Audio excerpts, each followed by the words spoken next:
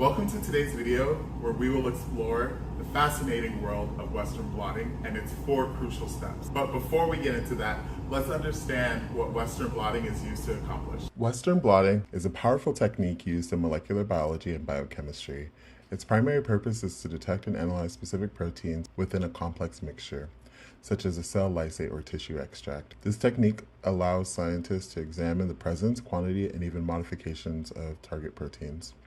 Western blotting has played a role in supporting research that has been awarded famous prizes, such as the Nobel Prize in 1992 in physiology or medicine for the discovery of protein kinases for work done by Drs. Fisher and Krebs. Step 1 involves separating proteins based on their size through a process called electrophoresis. This is where Western blotting differs significantly from agarose gel electrophoresis. While agarose gel electrophoresis separates DNA or RNA fragments, Western blotting employs a polyacrylamide gel electrophoresis and separates proteins according to their weight. Step 2 is the transfer. In this step, proteins separated in the gel are transferred onto a solid support, typically a nitrocellulose membrane. This transfer process allows the proteins to be immobilized, preserving their spatial arrangement from the gel. Step 3 is blocking. After the transfer, the membrane is blocked to prevent nonspecific binding of antibodies in the subsequent steps.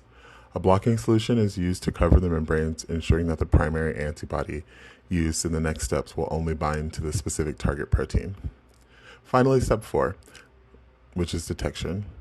This is where the magic happens. The primary antibody, which is specific to the protein of interest, is applied.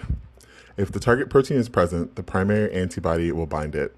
Then a secondary antibody is introduced, which is labeled with a detection marker, such as a fluorescent dye, or in our case, horseradish peroxide enzyme. This allows for visualization and quantification of the target proteins.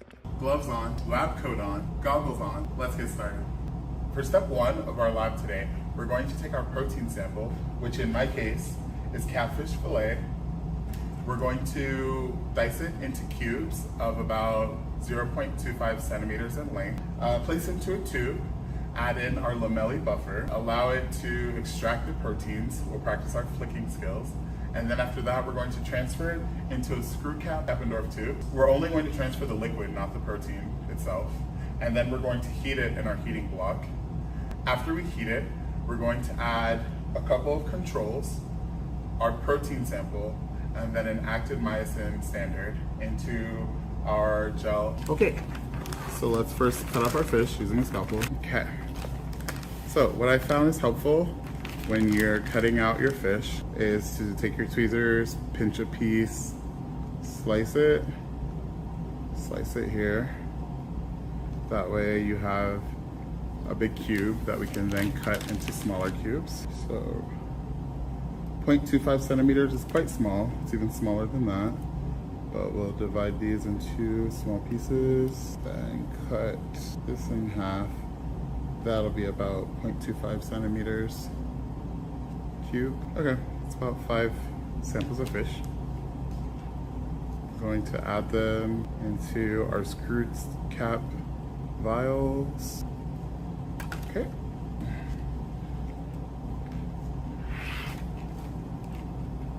And now we're going to take our lamelli buffer and add about 250 microliters. So 250 microliters of our lamelli buffer into each of our screw cap vials. You can see the proteins in there, and we're gonna practice flicking it. And if you have a vortexer, I'd recommend vortexing it. It's been 5 minutes and these have been sitting at room temperature. We're going to transfer them over to a new tube and then put them on the heating block. Only transfer the liquid and no solid. And you only need 10 microliters of each sample, so you don't need a whole lot of liquid.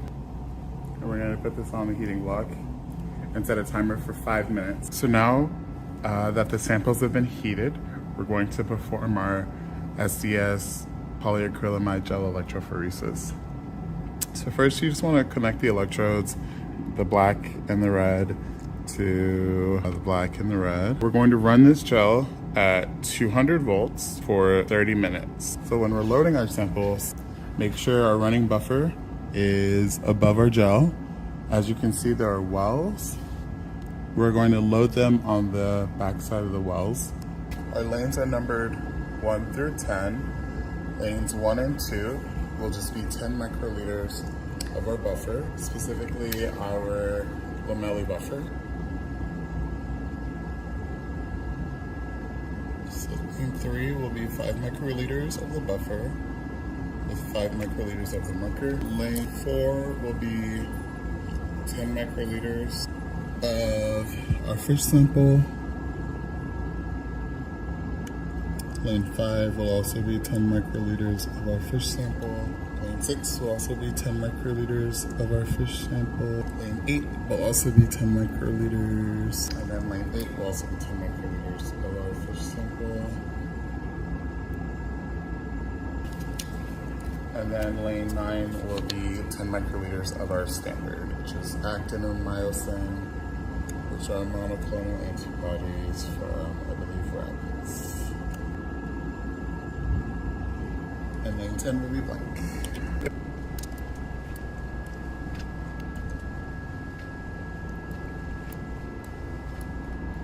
We're going to make sure that these electrodes fit on top, and then we're going to hit run. You should notice bubbles start immediately. That's how you know that your electrodes are working.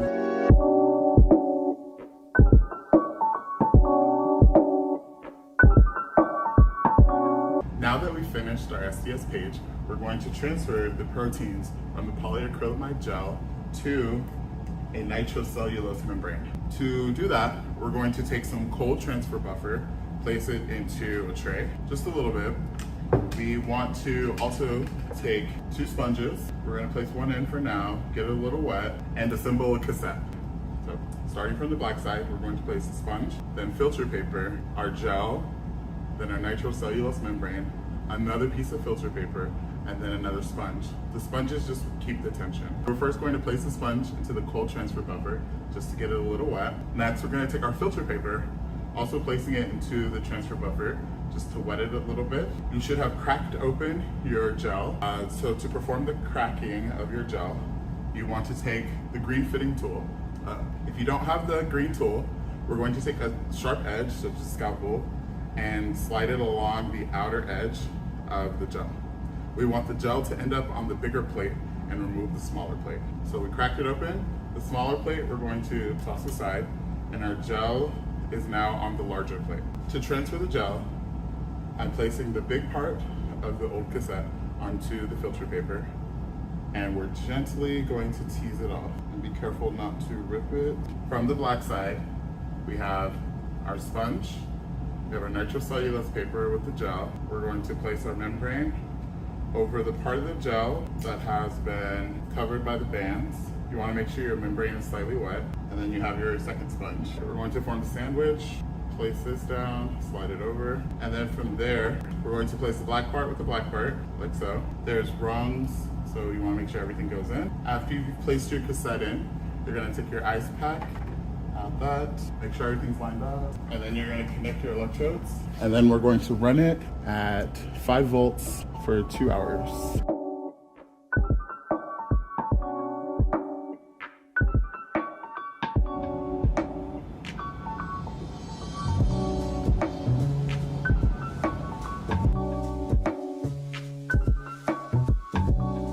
We'll add 50 mils of wash buffer.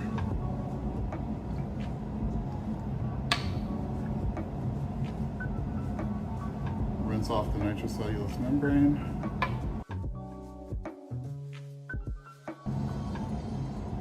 Drain it.